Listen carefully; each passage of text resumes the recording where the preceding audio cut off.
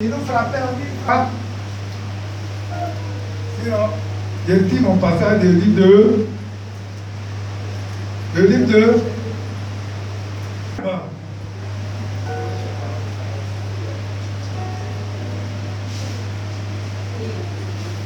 Proverbe 16, le verset 7. Et on va faire la lecture. Quand l'Éternel, non, mais la soirée, on va faire la lecture. Quand l'Éternel approuve les voies d'un homme, il dispose favorablement à son égard même ses ennemis. Quelqu'un peut me répéter ça? Ennemis. Alléluia. Si je dois te donner un thème, je vais dire rendre l'année nouvelle. Ou bien rendre la nouvelle année, ou bien rendre la nouvelle année glorieuse par nos voix. C'est-à-dire nous-mêmes là. Comment on va rendre l'année qui vient là glorieuse? Bien-aimé, je vais te dire simplement que l'année 2025 là, moi je ne peux pas rendre ça glorieuse pour toi. Ton voisin ne peut pas rendre ça glorieuse pour toi. Ton mari ne peut pas rendre l'année glorieuse pour toi. Ta femme ne peut pas rendre l'année glorieuse pour toi. Pour parler aux enfants, ton papa ne peut pas rendre l'année glorieuse pour toi. Mais toi, tu peux rendre l'année là glorieuse pour toi-même par tes voix. C'est-à-dire quand on dit tes voix là, comment toi-même tu vas agir, comment tu vas te comporter, comment tu vas pratiquer la parole. Alléluia. Rendre la nouvelle année, rendre glorieuse la nouvelle année par nos voix. Ou bien comment rendre la nouvelle année glorieuse par nous-mêmes notre voix. Bien aimé, la parole de Dieu dit, quand nos voix sont agréables, c'est qu'on vient de lire là. C'est-à-dire quand nos voix sont agréables au Seigneur, il dispose nos ennemis pour nous bénir. Quelqu'un t'avait dit simplement, c'est comme on a dit dans le proverbe là. Il dit, si nos voix sont agréables au Seigneur, il va disposer nos ennemis pour nous bénir. Mais si nos voix ne sont pas agréables, nous allons pouvoir souffrir. Alléluia. C'est pourquoi qu'il y a que partager deux grandes vérités. On va tirer deux grandes vérités, deux grands points que nous allons partager. Donc le premier élément que je voulais partager avec toi, mets tout en œuvre pour que nos voix soient agréables au Seigneur. On peut augmenter mon micro, je sais que ça ne sera pas fort. Donc, le premier point là, nous devons mettre tout en œuvre pour que nos voix soient agréables au Seigneur. Donc, c'est ce que j'ai dit. On dit, si nos voix sont agréables, le Seigneur dispose nos ennemis à notre faveur. Hein? Il rend nos ennemis favorables pour nous. Donc, le premier élément là, c'est nous, on va faire. Mettre tout en œuvre pour que nos voix soient agréables au Seigneur. Mais comment faire pour que nos voix soient agréables au Seigneur? Le premier élément que je voulais partager avec toi, bien aimé, c'est de craindre le Seigneur. Je vais parler à quelqu'un au milieu de nous. Si tu ne vas pas à l'église, si tu n'as pas encore donné ta vie au Seigneur, c'est l'occasion de le faire ce soir. Vous savez qu'à la fin de l'année, on se dit, bon, les sorciers vont nous poursuivre ou bien quoi? On dit, on va aller à l'église. Oui. Mais en dehors de ça, il faut que nous-mêmes, là, on accepte le Seigneur. Il faut qu'on apprenne à marcher avec lui. Donc le premier élément là, il faut craindre le Seigneur. Craindre le Seigneur veut dire quoi? La Bible dit la crainte de l'Éternel est le commencement de la sagesse. Si vous prenez Proverbe 9, verset 10, c'est-à-dire craindre le Seigneur, c'est-à-dire que la sagesse doit commencer à nous appliquer. La crainte de l'Éternel est le commencement de la sagesse. Et vous savez qu'on parle de sagesse, le contraire de sagesse c'est quoi? Hein? Donc si quelqu'un ne craint pas le Seigneur, si quelqu'un n'est pas sage, la personne est insensée. Donc le premier élément, il faut craindre le Seigneur. Il ne faut pas être un homme insensé. Il faut, la crainte du Seigneur aussi veut dire quoi? Haïr le mal. Craindre le Seigneur là, ça veut dire haïr le mal. Haïr le mal veut dire quoi? Sinon, haïr le mal, là, ça veut dire quoi? Haïr le mal veut dire quoi? Faire du bien. Hein? Faire du bien. Donc, haïr le mal veut dire faire du bien. C'est-à-dire aimer faire du bien. Il faut que nous soyons des hommes et des femmes qui aiment pratiquer, qui font du bien. Est-ce que quelqu'un me suit? Donc, en même temps, il faut manifester l'amour.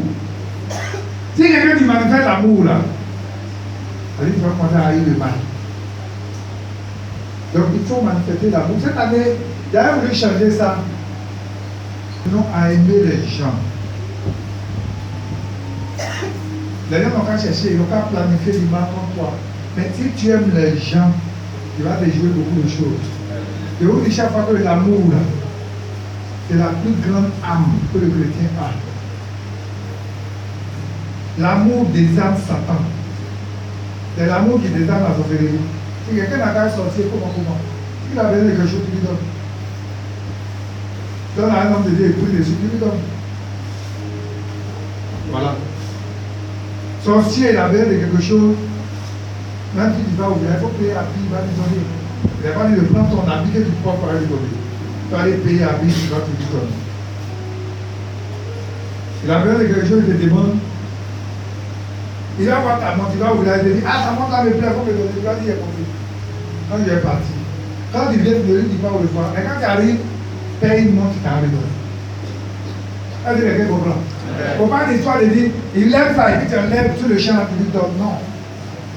Quelqu'un te dit, moi, tu donnes, moi, j'ai compris. Comme tu as dit là, j'ai compris. Tu viens, mais tu payes l'autre montre, tu lui donnes. Tu vas te dire, ah, c'est pour toi. Oui, la montre, la même que ça, elle va bien, elle s'est tombée en panne. Donc, je ne vais pas te donner quelque chose qui est gâté. Ça dit, si vous apprenez à faire ça, vous allez voir quelqu'un qui vient de faire du mal. C'est pas Paul dit dans Romains 12, il dit autant que cela dépend de vous là. Soyez en paix avec tout le monde. Si ton ennemi a faim, il faut lui donner à manger. S'il a soif, donc lui donner à boire. Il y a un agissant de la sorte. C'est comme le charbon ardent. Le charbon ardent que tu amasses sur sa tête. Ça, c'est l'amour. L'amour, là, c'est ce qui désarme Satan. C'est la plus grande arme que le chrétien a. Mais bizarrement, les gens savent l'utiliser. Ils sont chrétiens et puis ils veulent être méchants comme l'autre. L'autre est méchant et puis on veut être méchant comme lui. Non. Donc, c'est pas, je dis cette année-là, le thème qu'on va partager, le sous-thème, de l'amour. D'ailleurs, vous laissez dans des résolutions, répondant du succès. Mais Romains 5 dit, l'amour de Dieu est répandu dans nos cœurs. Il dit, oh, l'espérance de ton point. Mais l'amour de Dieu, là, est répandu dans nos cœurs par le Saint-Esprit qui nous a été donné. Si réellement nous avons reçu le Saint-Esprit, l'amour doit être répandu dans nos cœurs. Mais il y a une chose. Si une femme qui manifeste l'amour vis-à-vis de ton mari, je vous dis l'homme là, il n'a qu'à aller dehors comment il va venir à la maison. Mais si tu dois le maltraiter, tu as besoin de le pousser à aller dehors. L'amour là, c'est comme des éléments t'attirent. L'amour là, c'est comme du miel t'attire. Mais la haine là, c'est comme vinaigre. Si tu mets vinaigre, ça va chasser les mouches. Mais il faut mettre miel ici. Mais ça va attirer les gens. C'est-à-dire que si nous apprenons à manifester l'amour autour de nous, bien aimés, nous allons gagner nos voisins, nous allons gagner nos frères. Même dans ta belle famille, souvent les femmes, dans leur belle famille, dans les problèmes et autres. Mais si tu commences à manifester l'amour, tu vas voir que tu vas désarmer les cœurs des gens. Mais si tu restes ta position, vous dites, moi, on ne m'aime pas, donc moi aussi, je ne les aime pas. Moi, il y a fait des filles, il a fait cela. Il leur donne l'occasion de te haïr encore davantage. Donc, bien aimé, si tu as compris ça, tu vas voir que c'est parti. On va lire un passage. Matthieu 5, c'est le Seigneur Jésus qui parle. Il dit, vous avez appris qu'il a été dit. Tu aimeras ton prochain, tu haïras ton ennemi. Mais moi, Jésus, je vous dis, aimez vos ennemis. Il dit, aimez vos ennemis. Moi, je suis là, il n'est pas ennemi. Et quand même, tu viens, tu me dis que moi, je suis ton ennemi. Il dit, ah, la fois, moi, il n'a pas dit que c'était mon ennemi. Ce que je peux faire pour toi, là, je vais faire. Alléluia. C'est très important. On va voir le deuxième point avec un exemple. Ça dit que l'exemple là, on va lire un passage. Si tu as compris ça là, il y en avait 2 versets là. Tu vas voir que ta vie sera agréable. Deuxième point, le Seigneur dispose. Il dit qu'il dispose nos ennemis à vous bénir. Nos ennemis à vous bénir. Donc, il y a des soirées disposées. On va lire l'exemple de David. Comment Dieu. 1 Samuel 26, il faut lire verset 8 à 17. On écoute, hein? Verset 8. Abishai dit à David, Dieu livre aujourd'hui ton ennemi entre tes mains. Donc, en tant que David dit que Saül poursuivait David. Donc, une nuit, il a poursuivi David jusqu'à ce qu'il soit arrivé quelque part, il était fatigué, il était couché. Donc, c'est comme ça que David aussi est venu jusqu'à ce qu'il soit arrivé dans le camp où Saül était couché avec les soldats. Ils sont arrivés là, ils sont passés comme ça jusqu'à. Ils sont arrivés comme ça, ils sont arrivés où Saül était couché comme ça. Saül avait son âme à goût, tout était là, il était couché, il dormait. C'est ça là qu'il a. Allons-y. Pour la matin de David, allons-y. Frapper de ma lance et le clouer, je t'ai pris. Le frapper de ma lance. Il y a le frapper une seule fois, comme ça, il va coucher là maintenant. Pour te revenir. Allez, il faut qu'un coup là, il va le tuer pour ne pas qu'il frappe deuxième fois. Non. Verset 9. Mais David dit à Abishai. Donc, David, écoutez ce que David va dire. Ne le détruis pas. David dit non. Car il pourrait impunément porter la main sur loin de l'Éternel. David dit non. On ne peut pas porter la main sur loin de Dieu. Quelqu'un qui a été moins par 2 fois de témoin. Ouais, non. Écoutez-moi. Saül a été moins. Mais Dieu a demandé à Samuel de venir moins David. C'est-à-dire que la royauté là était quittée. Saül. Si il y a des autres jours, elle est passée assis à côté de toi. Et puis Dieu montre que toi là, il a fini avec toi, il a pris sa main sur toi. Tu vas même prendre. Il n'est pas avec lui.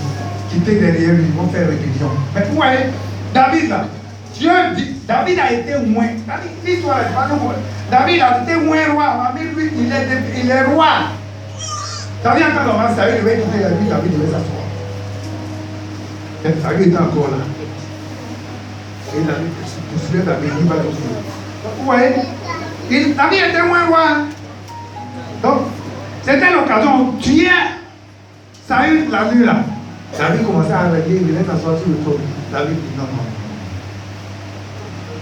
On va le tuer. Qui peut faire ça aujourd'hui? Hein? C'est tout ça que quand Dieu regarde, il dit lui là, il est l'homme selon mon cœur. Verset 10, il dit, l'Éternel est vivant. Il dit Dieu là, il est vivant. L'Éternel seul. Le jour Dieu va le frapper, il va le frapper. Soit que son jour vienne et qu'il meure. Soit son jour arrive et puis c'est fini, meurt. Ou bien. Soit qu'il descende sur un champ de bataille. Ou bien sur un champ de bataille et puis bon. Il périsse. Voilà. Merci pour moi là. Il ne faut pas le tirer à cause de moi. Même comme tu disais là-dessus, allons-y. Verset 11. Loin de moi, par l'Éternel, de porter la main sur loin de l'Éternel. Il dit loin de moi, je ne peux pas. Même pour celui qui a tué David, qui est venu raconter pour dire Saül est mort, David l'a fait tuer. Pierre à son chevet et la cruche Et il dit ce d'eau. qu'on va faire là. Prends ta couche d'eau là. C'est-à-dire ta couche, ta gourde là. Prends. Puis prends quoi? La cruche d'eau et la lance.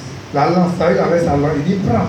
Il est couché donc. La lance à côté de lui et puis la couche d'eau. Il dit prends ça, ton on va partir. Et Aaron nous en. Donc ils ont pris. Et puis qu'est-ce qui s'est passé? David prit donc la lance et la cruche d'eau. Il ne s'aperçut de rien. Voilà. Et personne ne se réveilla, car ils dormaient tous d'un profond sommeil dans lequel l'Éternel les avait plongés. Où est là? Où est?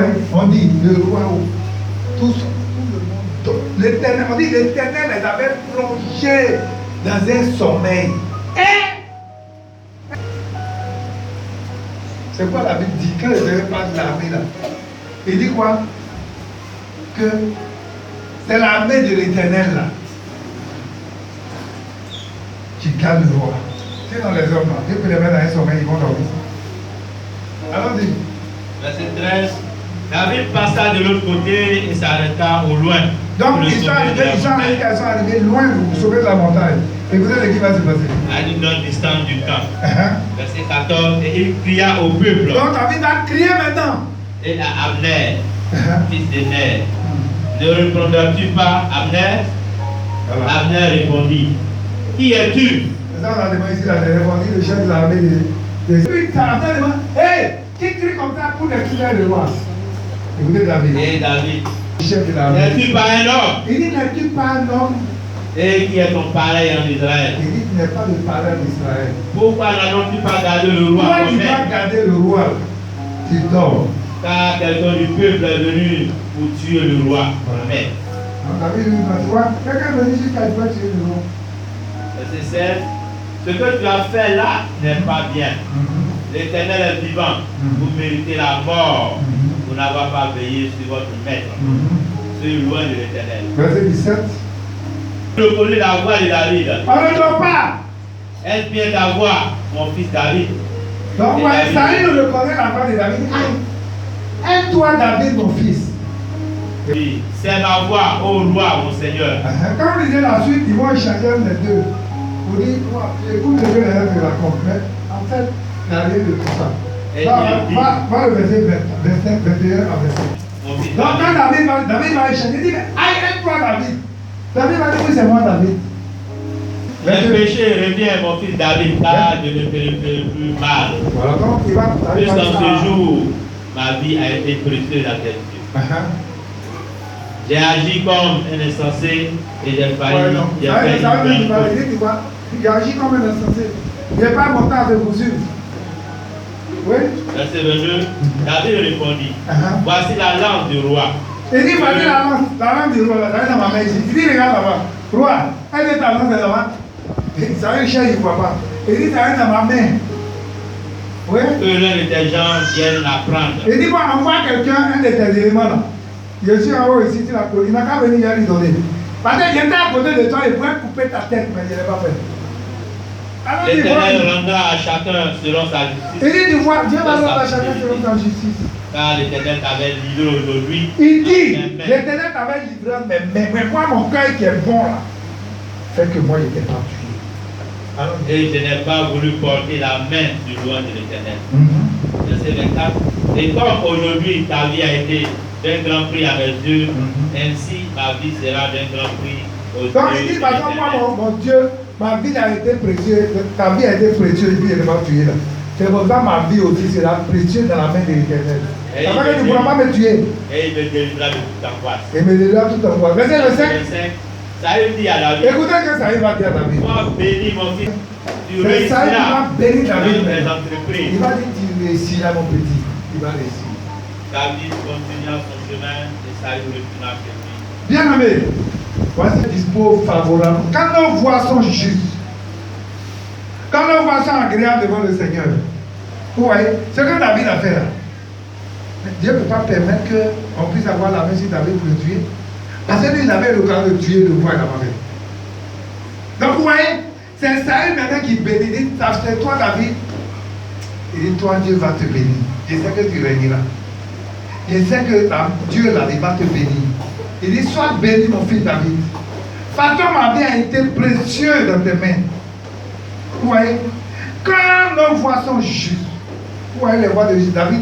David a montré que sa vie là, les voix sont justes devant le Seigneur. Vous voyez, même son ennemi est en train de le bénir. Mais David pouvait dire, non, moi c'est l'occasion, lui, il le tue et puis il est régné. Mais ce n'est pas que Dieu a prévu pour lui. Et c'est quoi les gens qui parlent de Romains 13 pour dire, toute autorité là est établie par Dieu. S'il dit c'est ça là, même si tu dois travailler avec quelqu'un qui a 1 an, il faut le respecter. C'est-à-dire que souvent les chrétiens ont des problèmes. Moi, il a travaillé, il n'est pas un. Lui, il a même, il est temps. Il ne faut pas regarder les choses comme ça. Regarde un païen. Et puis c'est lui qui est ton chef qui est là.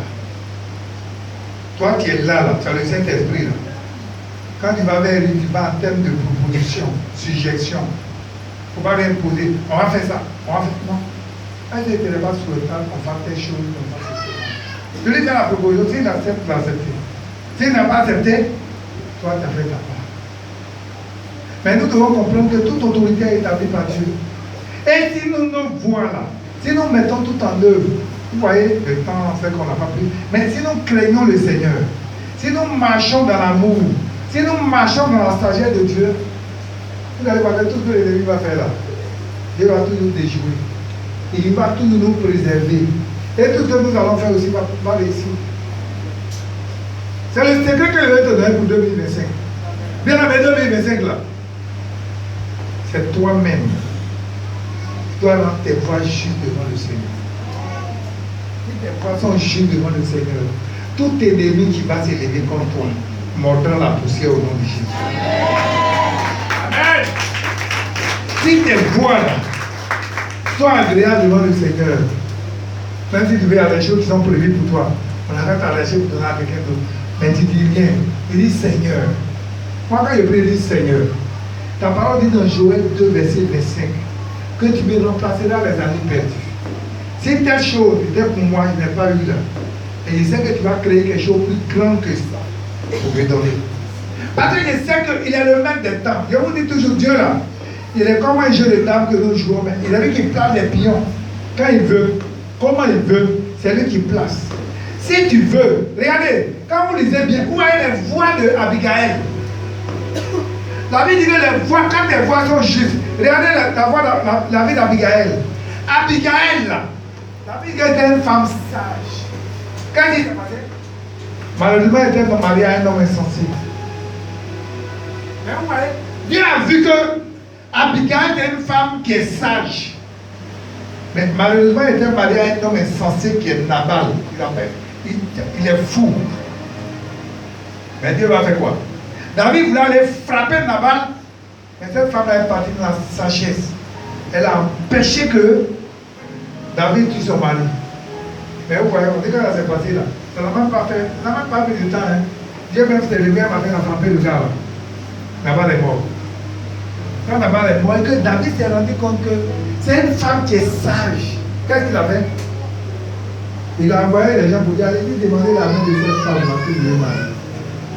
C'est une femme qui est sage. Bien aimé, si tu es une femme sage, Dieu ne va pas ouvrir des portes comme ça va se tomber. Amen. C'est pas pour ne pas faire les choses de façon insensée. Il y a des choses, on pense que c'est la chair, on va utiliser. Non. Il y a des choses, il faut laisser la sagesse de Dieu faire les choses.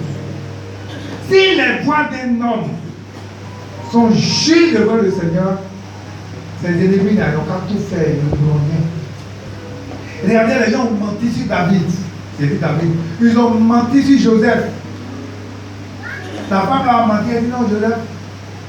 Mais moi, quand j'ai lu la Bible, j'ai dit beaucoup d'enseignements. Vous voyez, cette femme-là, elle ment. Elle dit non, elle a dit à Joseph, il faut coucher avec moi. Joseph dit, je ne veux pas.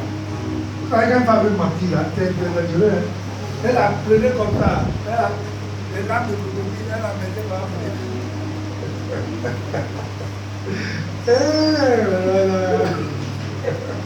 Il dit dans le monsieur, et après que tu as envoyé là, il avait été joué de moi, il avait poussé avec moi. Potiphar, il a dit, oui, ton affaire là, il dit, hey, tu vas pas comment je pleure là. C'est vrai, oh. Le monsieur était embarrassé, il dit, ah, ma femme là, elle m'a oublié. Il dit, c'est lui, il a fait ça, vraiment. Et puis, comme le père de Joseph, la timide de Joseph aussi était là. Elle a pu arracher ça, Joseph a laissé ça dans sa main. Il dit, tu vois, non, il est venu, voilà ça. Moi-même, quand il était là, il a resté. On prend Joseph, on le jette en prison. Mais vous voyez, quand les voix d'un homme juste, les voix de Joseph étaient justes. Quand Dieu va faire, et quand en prison, Dieu dit, tu vois, non, c'est la terre qui t'ont mis dans cette situation-là. Mais je vais t'établir au-dessus de eux. Et, vous savez comment Dieu travaille. Il dit, tiens là, cette femme-là, elle a menti sur toi, Madame Potiphar. Elle a fait que ton mari t'a mis en prison, non. Mais je vais te mettre au-dessus de ton mari. Tu vas commander ton mari. Et puis Dieu enlève Joseph de la prison pour qu'il envoie gouverneur du pays d'Égypte. Ça vient tout à l'heure, il fallait payer blé dans la main de Joseph. Moi-même, je me donne comme à la Potiphar. Seigneur, quand les voix d'un homme sont justes, si tu veux que Dieu te bénisse cette année-là, voici le secret que Dieu nous donne. Demande au Seigneur ce que tu dois faire. Il te donne deux éléments. Hein. La crainte de l'éternel et puis l'amour. Il y a beaucoup d'autres choses. Les deux là. Si tu crains l'éternel, tu ne vas pas faire n'importe quoi. Si tu crains l'éternel, quand Dieu fait quelque chose, tu vas dire, telle chose, Dieu fait la même chose. Et puis ton cœur te dit non, il ne faut pas faire. Regardez David. On dit David avait une autre occasion de tuer Saül, il ne l'a pas fait. Il allait couper le pan de son vêtement là. Il a pris l'âme, il a coupé comme ça. Il dit, oh roi, regarde ton vêtement là. Regarde. Il a coupé, il était là, je vois le tuer, il n'a pas fait. Mais regarde un peu, il a coupé un peu là. Mais on dit quand David a voulu couper ça là, son cœur a commencé à battre. Pourquoi t'as fait ça? Pourquoi t'as fait ça? Pourquoi t'as fait ça? Il a commencé à tirer. Bien-aimé, 2025. Ça sera notre année si nous craignons l'Éternel. Si nous mettons tout en œuvre pour que nos voix soient agréables dans ses mains. 2025 là, si tu veux que le Seigneur te bénisse, c'est quand tu vas. Il y a des gens même, Dieu leur dit, il dit ma fille, tu vois, je vais changer ton histoire. Mais il faut entreprendre. Dans les gens, Dieu leur montre ce qu'il doit prendre. Il dit, il faut prendre ça, il faut faire pas. Mais quand c'est l'évêque, comment tu as raison? Tout ça, le raisonnement là, c'est quelque chose qui tue les chrétiens. Parce que Dieu leur dit, fais ça. Et il va raisonner, est-ce que ça va maintenant, ça pourra marcher même? Est-ce que, si Dieu t'a dit, il faut faire, il y a une dame au plateau, commence à mettre ta vie en règle. Il faut que tu vois, et puis commence à manifester l'amour. Bien aimé, cette année-là, c'est l'année de l'amour. Apprenons à manifester l'amour. Tu as deux tuniques, il faut donner une tunique à ton frère.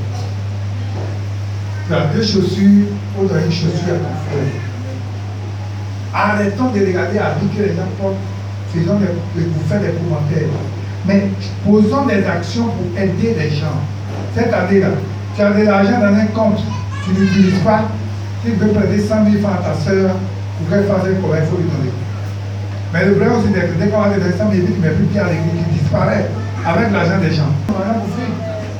Tu as des gens ici avant là, tu vas commencer à régler tes voix, tu vas commencer à manifester l'amour, à aider les gens, à ouvrir ton cœur, à te disposer, et tu vas voir que Dieu va commencer à te bénir. Que le Seigneur nous bénisse. Donc, est-ce que je n'ai pas prophétisé sur ta vie? J'ai prophétisé. Voyez, comment tu vas faire pour réussir. Si elle dit que tu seras dans l'avion, je suis en train de te plaquer. La dernière fois, il était dans l'avion. Il a dit, bon, tu vas venir. Tu vas faire ton passeport, va faire ton passeport. Quand tu te rends, tu dis, passeport, moi, je fais rien. Tu vas voyager comment? Tu vas voyager avec un dans les règles, il n'y a pas de papier. Attendez.